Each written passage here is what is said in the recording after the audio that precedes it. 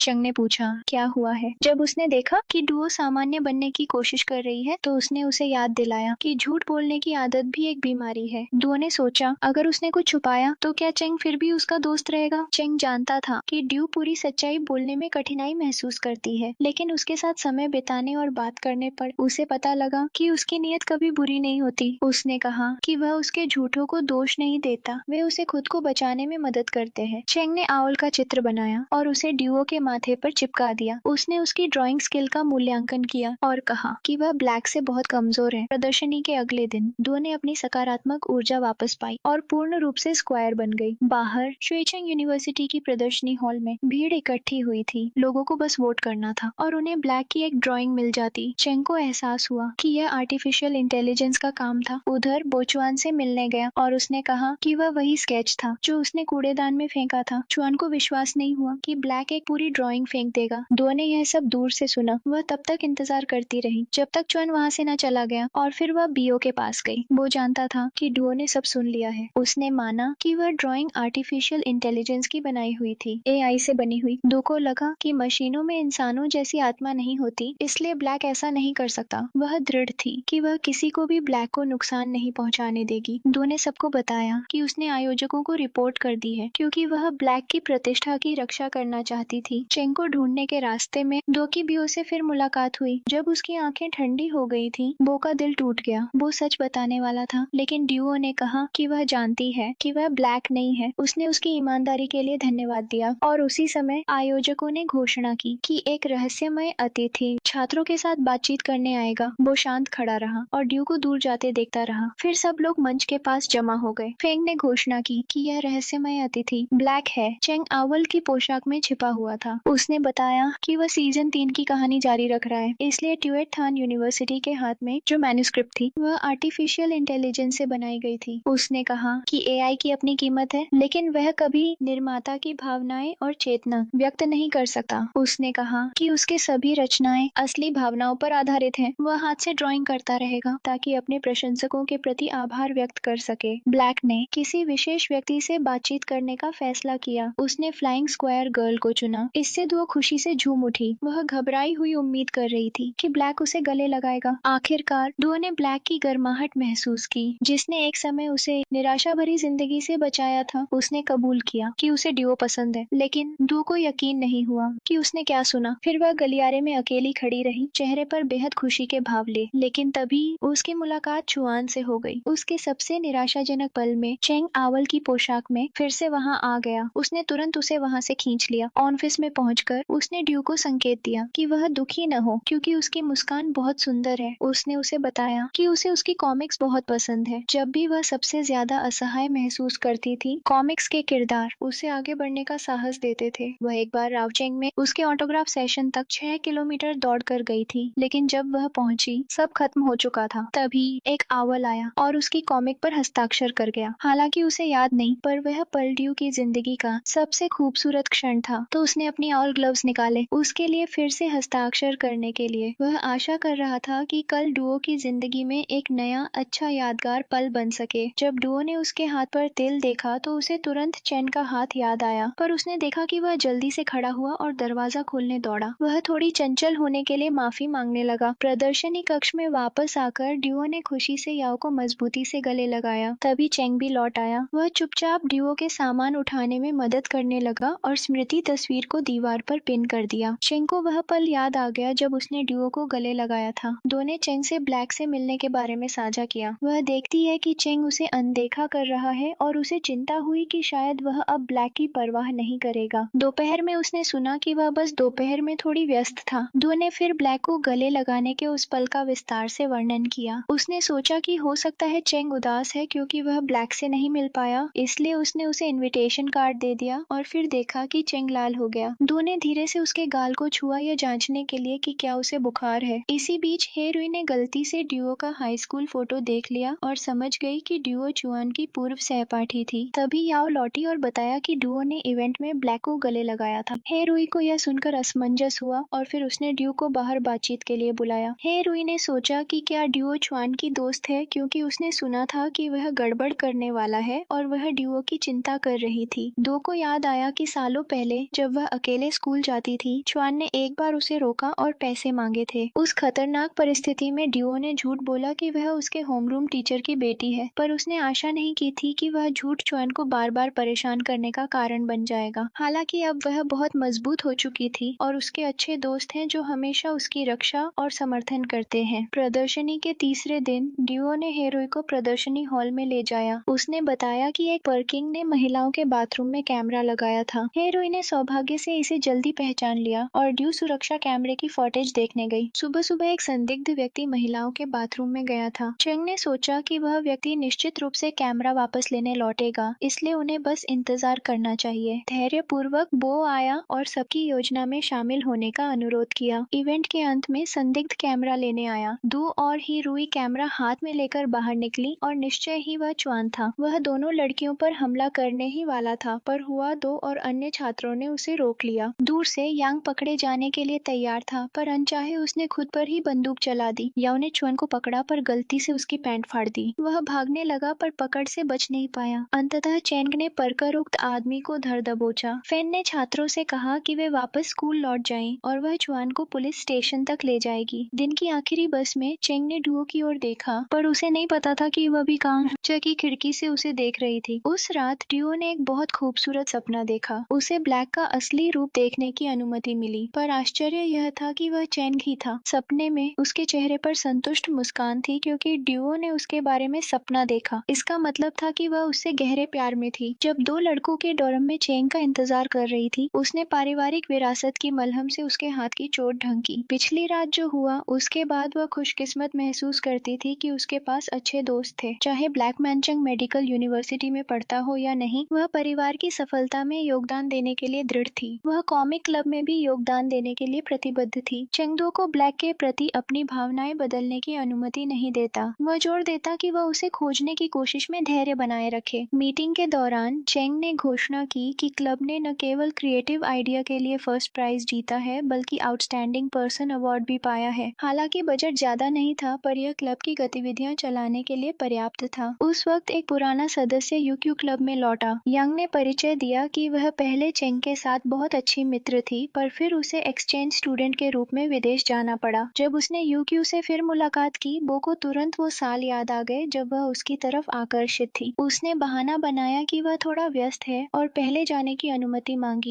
जब डुओ सोच रही थी कि चेंग ने सिर्फ उसे ही रिसर्च सब्जेक्ट क्यों चुना, तो उसने कहा कि केवल वही शर्तें पूरी करती थी। डुओ अचानक महसूस करने लगी कि वह महत्वपूर्ण बन चुकी है। चेंग ने डुओ को एक आईना दिया और पूछा कि अब वह अपने बारे में कैसा महसूस करती है। डुओ ने सोचा कि वह बहादुर बन गई है। वह अब मुश्किलों का सामना करते हुए भागती नहीं, क्योंकि वह जानती थी कि उसके पास अच्छे दोस्त हैं। प्रयोग के अंत में उसने देखा कि वह अपने सिवाय किसी और की अच्छी दोस्त बन चुकी है। डुओ ने चेंग से मदद मांगी कि वह उसे उठाने में मदद करे, पर अनपेक्षित रूप से वह पीछे मुड़ी और गलती से उसे गले लगा लिया। जब उसने यूक्यू को आते देखा, डुओ ने पहले जाने की अनुमति मांगी। मिडिल नाइट में चेंग बेनकाब होकर आवल की कहानी ड्रॉ कर बैठा, डुओ के साथ बिताए पलों को याद करते हुए और उसकी प्रेरणा और जोर पकड़ने लगी। अगले दिन डुओ ने यूची और चेंग के बीच बेहतरीन तालमेल का साक्षी देखा। वह असहज महसूस करने लगी और बार बार उससे टोकती रही। यूची ने यह देखकर जानबूझकर चेंग की ड्राइंग की तारीफ की, कहकर कि वह बहुत प्यारी है। डुओ और भी अधिक जलन महसूस करने लगी, इसलिए अनायास उसने नकली पौधे को पानी दे दिया। फिर उसने कहा, माफ करो, माफ करो। जितना अधिक असहज महसूस हुआ, उतना ही उसने चेंग के लिए मुश्किलें बढ़ाई। जब डुओ ने थकान की शिकायत की, चेंग ने भूख का बहाना बनाया और उसे खाने लेने भेजा। यूची ने पूछा कि चेंग डुओ को कब सच बताएगा। पता चला कि उसने उसे एग्जीबिशन में अपने आउल का कॉस्ट्यूम उतारते देखा था। यूची राज्य रखने के लिए सहमत हुई, पर केवल इस शर्त पर कि चेंग उसकी मदद करे और बियो का पीछा करे। वह जानना चाहती थी कि उसने डुओ को उपाध्यक्ष क्यों चुना। चेंग ने सोचा कि उसने सचमुच कॉमिक क्लब को फिर से बनाकर मजबूत किया था। डुओ आनंद से दोनों के लिए खाना लाई। यूची को चेंग की खाने की पसंद का पता था, इसलिए डुओ अपना क्रोध रोक नहीं पाई। जैसे ही उसने काम खत्म किया, डुओ बो के कमरे के पास से गुजरी और उसे साथ खाने के लिए पूछ लिया। बो ने यूची को देखा और बहाना बनाया कि उसे कुछ काम है। चेंग पोस्टर्स ड्रॉ करने के बाद बुरा मूड में था, इसलिए वह चाहता था कि बो सबके साथ चला जाए। रेस्तरां में यूची ने याद किया कि बो बैंगन नहीं खाता और चेंग शिमला मिर्च नहीं खाता। बो को उसकी बार बार पुरानी बातें सुनकर असहजता हुई। बो बहाना बनाकर रेस्ट रूम गया, पर यूची ने उसका पीछा किया। वह सोचती थी कि क्या बो अब भी सोचता है कि वह उसे पसंद करता करती है। वो बार बार यूची से पूछता रहा कि क्या वह ये कबूल करेगी कि उसके दिल में वह बाकी लोगों से अलग है। यूची लज्जित हुई और बो से माफी मांगी कि उसने 2 साल पहले उसे इतनी कठोरता से ठुकराया था। बो ने शर्त पर उसे माफ कर दिया कि यूक्यू उसे खाने पर ले जाएगी। अगले दिन कॉमिक क्लब ने टीम बॉन्डिंग सेशन रखा। यांग ने जानबूझकर डुओ से अपनी सीट बदल ली, पर हीरुई ने अपनी अधीनस्थ डुओ को उसके साथ बैठने के लिए बुलाया। सब लोग पहले ही सीक्रेट रूम में खेल में हिस्सा लेने के लिए निकल चुके थे। खाली पड़े विला के सामने हुआदाओ ने ड्राइवर को वापस बुलाने का इरादा किया। यांग मजबूती से खड़ा था और याओ की रक्षा करने का वचन दिया। अचानक दरवाजा खुला, वो आगे बढ़ा और किसी ने अचानक दरवाजा बंद कर दिया। समूह डर के मारे भीतर वाले कमरे में भागा। बटलर ने कहा कि यह एक भुतहा घर है, लेकिन सिर्फ वही लोग सच उजागर कर सकते हैं ताकि जिया परिवार की आत्माओं को शांति मिल सके। यांग ने सोचा कि बटलर अभी तक जिंदा कैसे है जब तक कि वही दोषी न हो। बटलर ने जोर से चिल्लाया, जिससे घबराकर यंग चैन पर कूद गया। उसने घोषणा की कि जिया परिवार के तीनों सदस्य आत्महत्या करके मर चुके थे। अतीत जानने से पहले उन्हें अपने आधुनिक उपकरण जमा करा देने होंगे। लॉटरी निकालकर 3 टीमों में बांटा गया और तीनों टीमें अलग अलग दिशाओं में चली। डो की टीम को धीरे धीरे जिया परिवार के बेटे से जुड़े सुराग मिले। उधर चाओबा और हेरुई चेंग से चिपके हुए थे। जब चेंग ने हवा में बजने वाली घंटी वन चाइम देखी तो उसने उसे जोड़कर लिखा, माँ और पापा, क्या आप मुझसे प्यार करते हैं? इसी बीच यांग मजबूत दिखने की कोशिश कर रहा था, लेकिन एक नकली मकड़ी गिरने से ही वह रो पड़ा। उन्हें एक बॉक्स मिला जिसमें एक कागज था, प्यार हमेशा साथ रहेगा। सारे सुराग बताते थे कि जिया परिवार बहुत खुश था। चाओबा ने विश्लेषण किया कि पिता का कोई अफेयर नहीं था और माँ बस महजों खेलती थी। याओ ने सोचा कि लकड़ी की अलमारी लिविंग रूम में क्यों रखी थी। अचानक अंदर से एक लड़के की आवाज आई जो अपने माता पिता से माफी मांग रहा था। सब डरकर भाग गए। यांग डर से कांपते हुए याओ से चिपक गया। एक बेडरूम में उसे एक श्रापित सी दिखने वाली गुड़िया मिली। लाइट की टिमटिमाहट से डरकर उसने याओ को कसकर गले लगा लिया ताकि साबित कर सके कि वह बहादुर है। उधर ड्यूओ ने अनजाने में चेंग का हाथ पकड़ लिया और उसे अलमारी में खींच लिया। जब उसने लड़के को कमरे की मांग करते सुना, डुओ डरकर चेंग के कान ढक लेती है और चेंग उसे भरोसा देता है कि वह यहीं उसके साथ है। अलमारी अचानक हिली, फिर रुक गई। अचानक वह अपने आप बंद हो गई और उनके बीच का फासला बिल्कुल कम हो गया। बाहर निकलने पर चेंग ने अनुमान लगाया कि यह युवा मालिक का गुप्त कमरा था। टेबल पर पोर्ट्रेट्स की एक फाइल थी जिसमें एक तस्वीर थी जहां लड़का अपना जन्मदिन अकेले मना रहा था। युवा मालिक की इच्छा थी कि उसके माँ बाप उसके साथ हों। चेंग को अचानक अपना बचपन याद आया। वह हमेशा अकेला जन्मदिन की मोमबत्तियां बुझाता था। जब उन्होंने जिया परिवार के बेटे का रहस्य जान लिया, डो ने दरवाजा खोलने की कोशिश की पर वह बंद था। उसने युवा मालिक का जन्मदिन पढ़ा, लेकिन चेंग ने कहा कि उस समय आवाज से नियंत्रित ताले नहीं थे।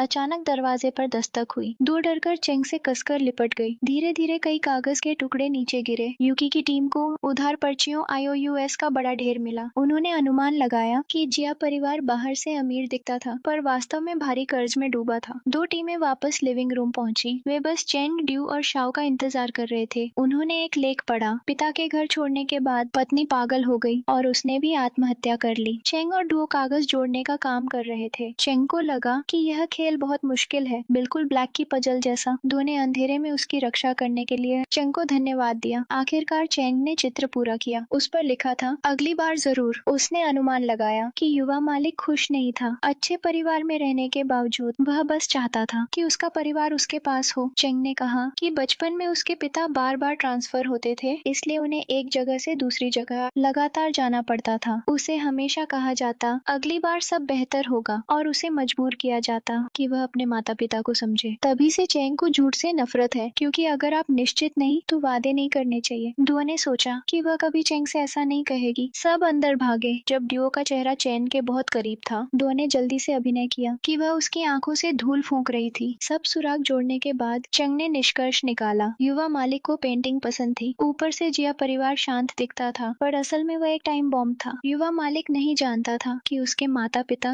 भारी कर्ज चुकाने के लिए हर जगह से पैसे उधार ले रहे थे। पिता ने गुजारा चलाने के लिए उधार लिया और माँ ने अपनी शादी की ड्रेस बेच दी। उन्होंने बेटे का जन्मदिन कई बार मिस किया और हर बार कहा, अगली बार जरूर पूरा करेंगे। युवा मालिक को लगा कि वह अपने माता पिता पर बोझ है और धीरे धीरे वह अवसाद में चला गया। आखिरकार उसने अकेले जीवन समाप्त करने का निर्णय लिया। पिता सदमे से टूट गए, शराबी बन गए और गिरकर उनकी भी मृत्यु हो गई। माँ यह बोझ न झेल पाने के कारण अंततः उसने भी अपनी जान दे दी। चेंग ने कोडेड कीबोर्ड विधि से होम शब्द बनाया और जैसा सोचा था वह युवा मालिक की अंतिम इच्छा थी। बटलर ने युवाओं को परीक्षण पास करने पर बधाई दी। यंग ने देखा कि बटलर वही चाबी पहने हुए है और उसके हाथ पर वही निशान है। उसने अनुमान लगाया कि सामने वाला आदमी वास्तव में जिया परिवार का बेटा है। बटलर ने धमकी दी कि वह सबको बंद कर देगा। सब भयभीत होकर भागे, सिर्फ चेंग शांत रहा। उसने अपना फोन केस लिया और कार में बैठ गया। उसने ड्यू को अपने पास बैठने को कहा। वे पास आए तो चेंग को हल्का सा दुख होने लगा। यूकी ने आगे बढ़कर बो के पास बैठने का निर्णय लिया। यंग ने याओ के साथ स्मृति चित्र लिया। डॉर्म में यंग ने चेंग को सलाह दी कि वह ड्यू को जीतने में और सक्रिय हो। चेंग डू को फिल्म के लिए मैसेज करने वाला था। उसी समय ड्यूओ ने ब्लैक को मैसेज भेजा और दिल खोलकर अपनी बात कही। उसने बताया कि उसे कोई पसंद है पर उसे उसके भाव नहीं समझ आते। वह ठंडा है, लेकिन हर बार जब उसे जरूरत होती है वह उसकी कमजोरी पहचान लेता है। उसे महसूस हुआ कि उसके अंदर भी एक दुखद अतीत छिपा है और यह बात उसे उसकी ओर और खींचती है। लेकिन उनका रिश्ता